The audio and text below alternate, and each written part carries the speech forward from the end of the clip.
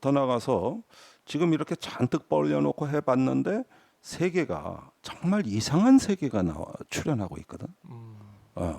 우리가 그동안에 단순하게 생각했던 거는 한미일 손잡고 자유주의 국가와 연대해서 우리끼리 공급망 만들고 이렇게 하고 공산주의 또 권위주의 반대하면은 우리는 당연히 이기는 것이고 대한민국에는 당연히 기회가 오는 것이다. 뭐 이런 어떤 그렇죠. 그 이데올로기의 단순화가 네. 있었단 말이에요. 그런데 사방에서 파열음이 나오고 있단 말이에요. 지금 우크라이나에서도 그렇고 미국에서도 그렇고 네. 또 글로벌 사우스라고 해서 개발도상국들이 이제 미국을 안 믿는단 말이에요. 음. 그래서 글로벌 사우스란 말이 생긴 거예요. 글로벌 사우스. 최근에 독자 행동을 나가고 네. 더 놀라운 건 러시아가 회복했다는 거예요. 어. IMF 조사 전망치가 발표됐는데 네. 러시아의 올해 경제 성장률을 1.3%, 내년은 1.5%로 더 좋아지는 걸로 나와 있고 러시아 자체 발표는 2.8% 그래요. 성장률 목표가 제시됐단 말이에요. 그렇게 서방 세계에서 제재하고 뭐라고 비판하고 거의 뭐 왕따 국가처럼 만들어놨는데 작년에 포린 폴리시, 포린 어페어즈에 이와 관련된 그 기사들을 검색해 보면 네. 이제 러시아에 대한 서방의 제재와 압박이 효과를 발휘하기 시작했다. 이러면서 러시아가 실패 국가로 가고 있다. 네. 이런 기사가 수도 없이 쏟아졌고, 그러니까요. 그 다음에 일부 전문가들이 이걸 계산까지 했는데 러시아 민간 경제의 30%가 초토화될 거다. 네. 이렇게 예견을 했단 말이에요. 그 정도 수준이면 어느 정도냐면은 이제 모든 생필품에 대한 중앙 배급제가 실시되고 시장 기능이 마비되면서 네. 결국 공급 대란이 일어나는 이런 것들을 상상했단 말이에요. 그럼요. 러시아가 힘들어진다. 근데 30% 3분의 1이 무너지기는커녕 거꾸로 성장했다. 이 결과가 어떻게 나왔는데 해석을 해야 됩니까? 일단은 그 뒷배는 중국과 인도입니다. 미국에 협력한다는 인도도 러시아의 뒷배가 됐어요. 네. 중국하고 함께. 중국하고 인도가 우크라이나 전쟁이 일어나고 네. 러시아와 무역액이 최소 20% 이상, 거의 30% 증가했습니다. 네. 그러니까 그리고 러시아는 중국, 인도는 물론 글로벌 사우스 개발도상국하고 새로운 어떤 네트워킹을 통해 가지고 돌파를 해버렸는데 결국 회복돼 버렸다. 회복이 돼 버렸다 이건데, 자 그런데 여기에는 미국의 예상이 이제 빗나간 측면도 있겠지만 정작 자유주의 연대를 하고 평화 연대를 했던 이 그 전략이 네. 실제 전쟁에선 정교하지 못했다. 우크라이나가 미국의 반대 방향으로 움직였다는 거예요. 우크라이나가요? 네. 이게 굉장히 중요해요. 국내 왜 언론이 이런 걸 안 쓰나 모르겠는데 요거는 누구도 설명 안 하는 내용이에요. 내가 이걸 좀 알기 쉽게 설명해. 네. 마이크 타이슨이라고 알아? 마이크 타이슨 권투 선수. 유명하죠. 네.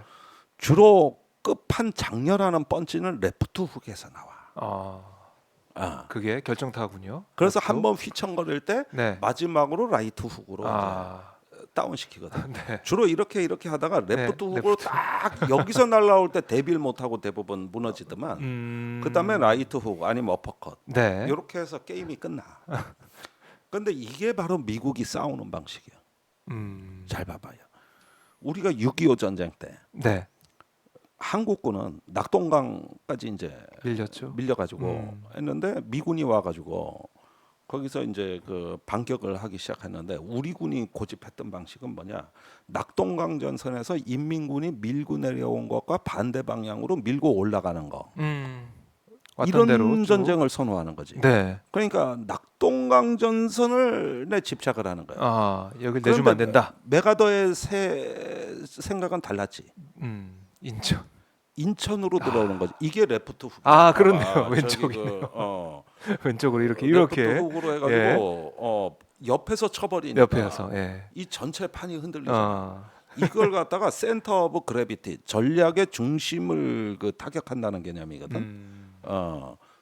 센터 오브 그래비티 이게 중력점에 해당되는 거예요. 네. 그것에 신경과 혈관의 동맥을 끊어놓는 거예요. 이게 레프트 훅 전략이거든. 네. 걸프전이 보면은 뭐냐, 저기 그 쿠웨이트가 있어. 근데 동쪽 서쪽으로 해안이 있단 말이야.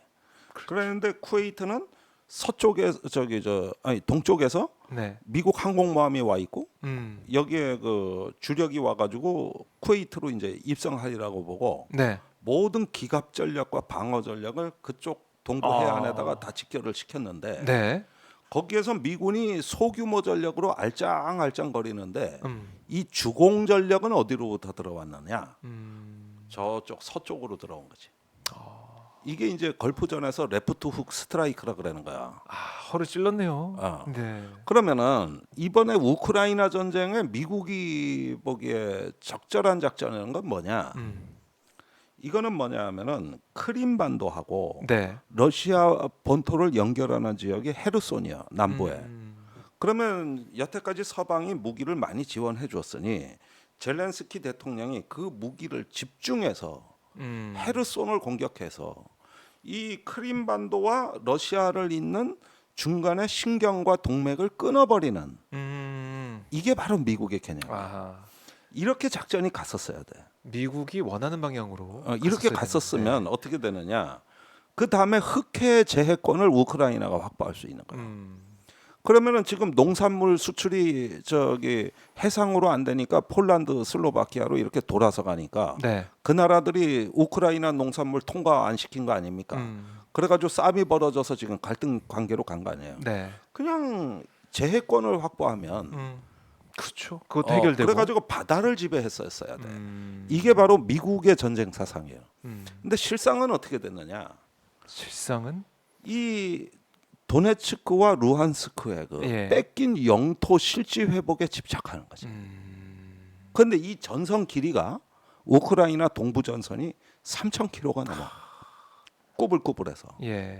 우리나라 휴전선 200km밖에 안 돼. 와, 그럼 진짜 어마어마한 길이에 땅이네요. 그러면은 러시아의 총 넓어요. 요새화된 네. 견고한 방어 진지의 길이가 총 연장 3,000km가 넘어. 여기에서 일부 마을을 탈환한다 한들 네. 그것이 전체 전황에 결정적인 어떤 영향을 주느냐? 그런 전투가 아니에요. 그래요.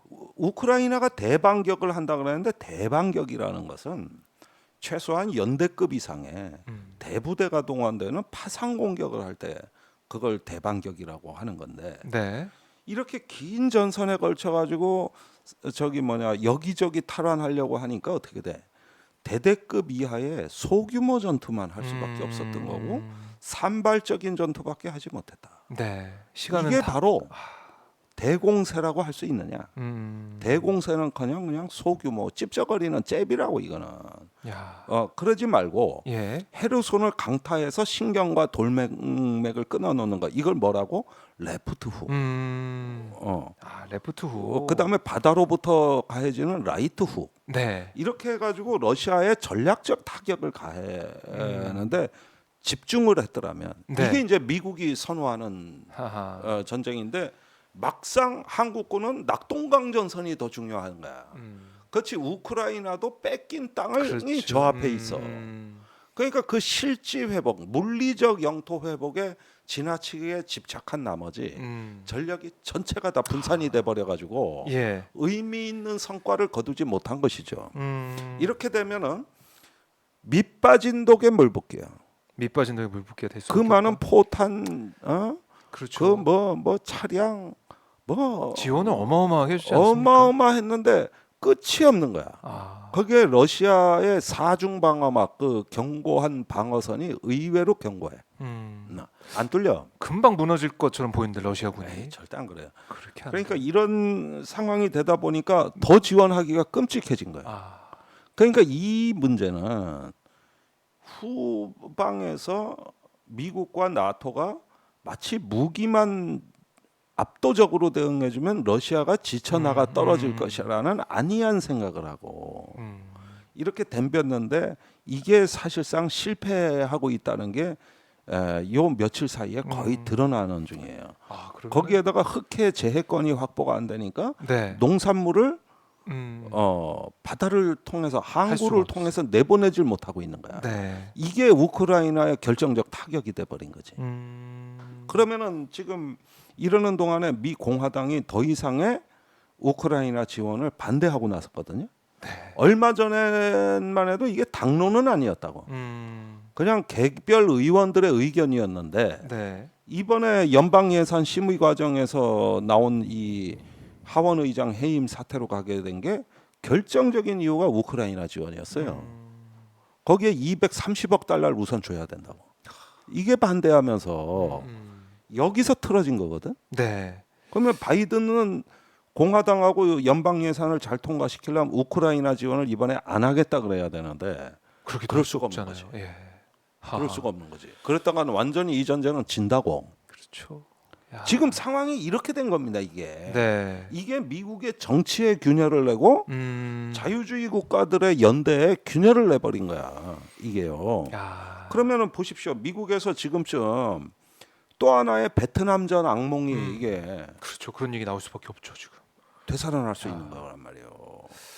그러면 그렇게 되다 보면 바이든 입장에서 내년 재선하기도 참 어려운 불리한 상황에 놓이는 상황이고 그렇습니다. 트럼프가 다시 귀환할 가능성도 커 보이는 것 같고. 지금 가능성이 커졌어요. 아. 그러니까 이런 과정에서 우리가 어떤 자유연대하고 맨 앞줄에 서서 네. 대통령이 우크라이나까지 가고 해봤는데 사태가 점점 이상한 방향으로 가고 있거든.